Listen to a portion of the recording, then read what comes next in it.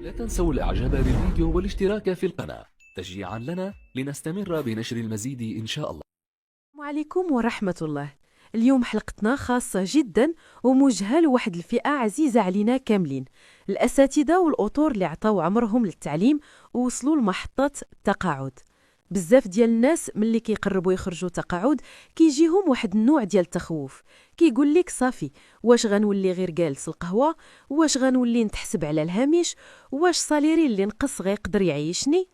واليوم جبنا الخبير ديالنا باش يفرتك لينا واحد الرمانه مهمه بزاف، وهي مؤسسه محمد السادس للنهوض بالاعمال الاجتماعيه. سمعنا كاين فنادق، كاين تران رخيص، كاين دعم للسكن، ولكن واش هاد الشي حقيقه ولا غير حبر على ورق؟ وكيفاش المتقاعد البسيط يقدر يوصل لهاد الشي بلا سير واجه؟ مرحبا بك استاذي. أهلا بيك وبكل المستمعين، وهذه فرصة ذهبية باش نوضحوا بزاف ديال المغالطات. شوف، التقاعد في المغرب وخصوصا عند أسرة التعليم ماشي هو النهاية، بالعكس هو بداية حياة جديدة. المؤسسة اليوم ما بقاتش كتشوف المتقاعد كموظف سابق، لا، كتشوفه كمنخرط دائم عنده حقوق ومكتسبات، والهدف هو نصونوا الكرامة ديالو.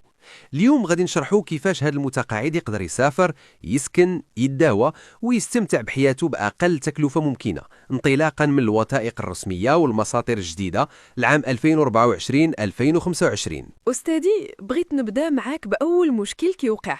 واحد السيد جارنا يلا خرج تقاعد فرحان، مشى المحطة بغا يقطع التران، مد ليهم لاكارت القديمة، قالوا ليه لا عمي هادي ما بقاتش خدامة. السيد رجع مقلق، علاش هاد الشمتة؟ واش ماشي من حقه يبقى منخرط اوتوماتيكيا؟ سؤال ممتاز وواقعي جدا. خاصنا نفهموا واحد القاعدة قانونية: الانتقال من مزاول لمتقاعد ماشي اوتوماتيكي. علاش؟ حيت ملي كنتي خدام وزارة المالية كانت كتقطع واجب الانخراط من الصالير ديالك ديريكت. دابا ملي وليتي تابع للصندوق المغربي للتقاعد CMR او RCHR، الروبيني ديال الاقتطاع تحبس، والمؤسسة باش تبقى تعطيك الخدمات خاصها واحد المساهمة رمزية باش تضمن الاستمرارية. هاد العملية كنسميوها إعادة الانخراط. هي ماشي ضريبة، ولكن هي بحال تأمين كيخليك تستافد من خدمات كتسوى الملايين مقابل مبلغ بسيط كيتقطع من المعاش، غالبا في حدود 2% أو مبلغ جزافي. فهمتك، يعني خاصو هو اللي يمشي يجدد العقدة، ولكن شنو خاصو يدير بالضبط؟ واش خاصو يطلع للرباط ويجمع طون ديال الوراق؟ بسط لينا عافاك. لا، ما يطلعش للرباط. المؤسسة قربت الإدارة ولات جهوية: فاس، وجدة، أكادير، طنجة، العيون. المسطرة سهلة، خاصو يجمع الملف الصحيح باش ما يرجعوش ليه. استمارة طلب الاستمرار في الانخراط، هذه كيجبدها من السيت f6education.ma ويعمرها. شهادة المعاش attestation de pension، وتكون جديدة ما فايتاش 3 شهور باش نعرفوا دعيتو الجديدة. نسخة من لاكارت ناسيونال سين، نسخة من بطاقة الانخراط القديمة باش السيستم يربط المعلومات القديمة بالجديدة. شهادة التعريف البنكي الريب ضرورية، حيث كاين شي خدمات كيرجعوا فيها الفلوس للحساب أو باش يدار الاقتطاع. تصويرة شمسية باش تصاوب البطاقة جديدة. هاد الملف إما كيديه لأقرب وحدة إدارية جهوية أو كيصيفطوه بالبريد المضمون. غير توصل البطاقة جديدة كل شي كيتسطلق، تران، الفنادق وغيرها. مزيان، دابا نفترضوا السيد صاوب البطاقة. قلتي لينا قبيله الكرامة، واش من الكرامة أن المتقاعد يمشي يشد الصف في المحطة ويدابز باش ياخد تذكرة ناقصة 10 دراهم؟ لا، هادشي كان شحال هادي. دابا الامور تغيرات جذريا بفضل الرقمنه. اولا، التخفيض ماشي 10 دراهم، التخفيض هو 30% حتى ل 40% على الثمن العمومي للتذكره، وهادشي ساري المفعول حتى على البراق TGV وقطارات الاطلس.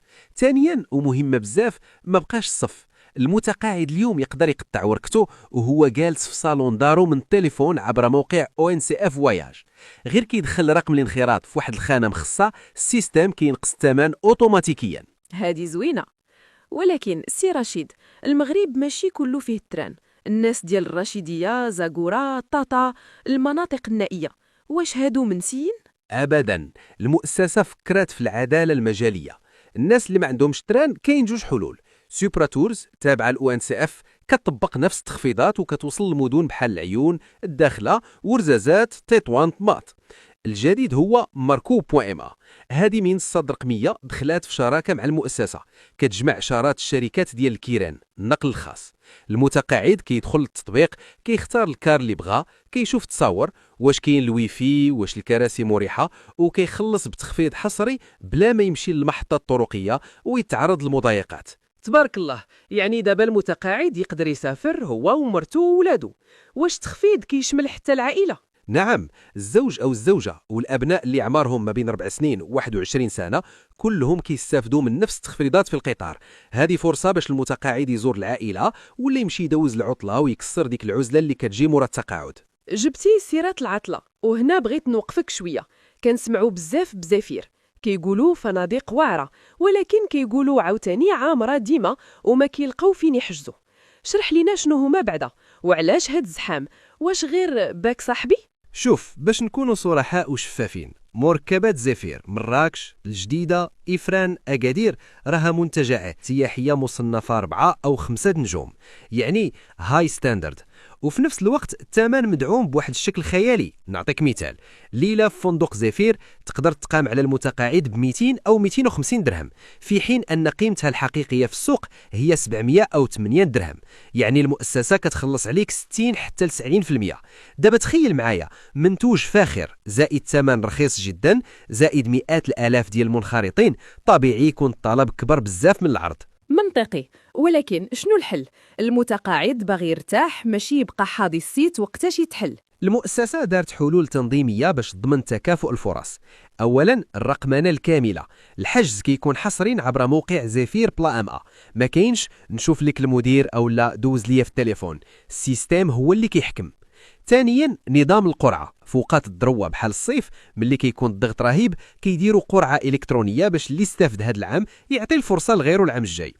والبدائل، وهذه نصيحة للمتقاعدين، إلا ما لقيتيش بلاصة في زفير راه كاينين مئات الفنادق التجارية الشركة في وكالات الأسفار كتعطي تخفيضات ديال 15 حتى ل 25% وعروض خاصة للرحلات المنظمة داخل وخارج المغرب. ونصيحة أخرى، حاول تحجز في الفترات اللي ما فيهاش العطل المدرسية. المتقاعد عنده امتياز ديال الوقت، استغلوه وسافروا فاش تكون الدنيا خاوية ورخيصة. نقطة مهمة هذه ديال استغلال الوقت. دابا ندوزو للمعقول، الفلوس.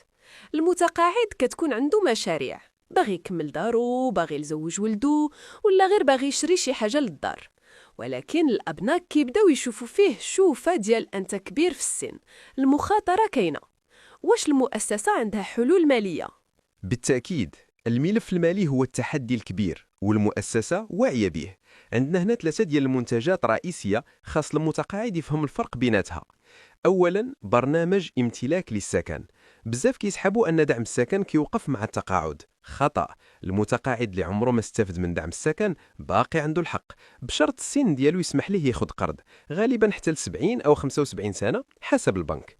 وهنا كاين خيار المساعدة الجزافية اللي هو 40 ألف درهم. هذا المبلغ كياخذوا المتقاعد كدعم مباشر باش يعاونوا في شراء السكن وما كيرجعوش. هذه مزيانة للناس اللي مازال ما شراو دار، وبالنسبة اللي مزير وباغي غير شي بركات ديباناج. هنا كاين قرض يسير، وهذا هو الجوكر ديال المتقاعدين. تخيل تاخذ 20 ألف درهم وتردها كيف ما هي 0% فائدة. المؤسسة كتخلف الفوائد في بلاصتك، والميزة الخطيرة فيه أنه قرض دوار، يعني خديتيه اليوم ورديتيه على عامين مثلا، كتسنى عامين أخرى وتقدر تعاود تاخده مرة تانية. هذا المبلغ يقدر يمول لك عطلة، عملية جراحية، إصلاح في الدار، بلا ما تدخل في دوامة الفوائد البنكية. واضح. وكاين واحد النوع ديال المتقاعدين نشيط، باغي يدير مشروع، حانوت، مكتبة. واش كاين شي دعم لهاد الفئة المقاولة؟ نعم، هادو كنوجهوهم للقروض الصغرى مايكرو كريديت. المؤسسة دارت شراكة مع جمعيات القروض الصغرى بحال الأمانة، التوفيق، باش المتقاعد ياخذ تمويل ما بين 5000 و 50000 درهم لإنشاء نشاط مدير للدخل. والأهم من الفلوس هو المواكبة. مركز محمد السادس كيوفر تكوين في كيفاش تسير المشروع، التسويق، الحسابات، باش المتقاعد ما يغامرش بفلوسه ويصدق خاسر. يعني نعطيك الصنارة ونعلمك تصيد. تبارك الله. بقات لينا واحد النقطة عزيزة على قلوب المغاربة، الحج. سمعنا كانت زيادات في الأثمنة عالميا، واش المنحة ديال المؤسسة بقات هي؟ لا، المؤسسة تفاعلت مع الغلاء. في موسم 2024-2025 تمت الزيادة في منحة الحج بشكل مهم. بالنسبة للمتقاعدين اللي مرتبين في السلم 9 فما تحت، يعني معاشهم محدود، المنحة ولات 50,000 درهم، كانت 40,000 درهم.